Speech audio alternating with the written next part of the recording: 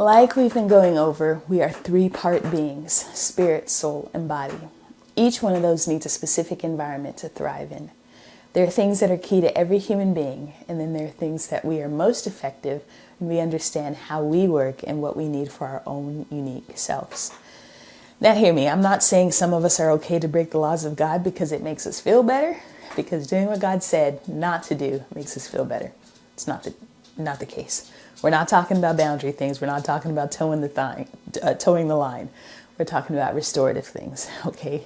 For example, I'm what some would call an introvert. I love people, but I don't do a good job of decompressing in the presence of people. If I can sit on the floor and close my eyes or drive to a nearby body of water and spend some time there, I'm usually good to go. How about you? What environments do you need to thrive in? What environments help to uncover who you are? Now, there are two aspects of environment that we need to look at. Let's go back to the picture that we had a few days ago with the gift at the center. So this is a little technical, but there is a man named Yuri Bronfenbrenner who developed a theory of psychology known as the bioecological theory.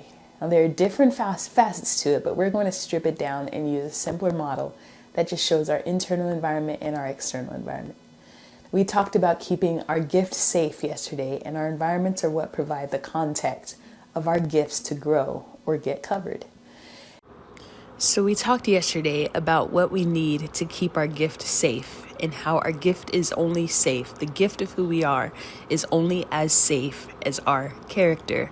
We talked about how important it is to be one, how important it is to be undivided, to have integrity, that as we think, so are we, and there's no division between what we think and how we act. We are one. Our spirits and soul agree. We're moving in alignment as one, and that's something that keeps our gift safe. So on the image, you see that we have the gift of us in the center, and then around it, character is what is protecting it. And then surrounding character, which influences our character, is the first aspect, our internal environment, which is controlled by what we think. It's managed by what we think.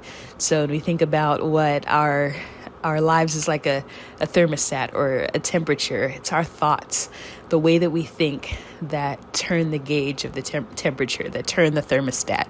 And our internal environment affects who we are. And then when we've taken a look at our internal environment, we also have to look at our external environment, which could provide an unnecessary fight to us to maintain who we are on the inside. So we look at what's external, we look at our relationships, our surroundings, and those are things that have an opportunity to have influence on how we think, which influences our character, which influences how safe our gift is. For the gift work today, write out spirit, soul, and body at the top, and then identify what are the ideal environments for that aspect to thrive in. Do your best to write at least three things for each part, and those things can be the environment themselves or things that you do to help facilitate those areas.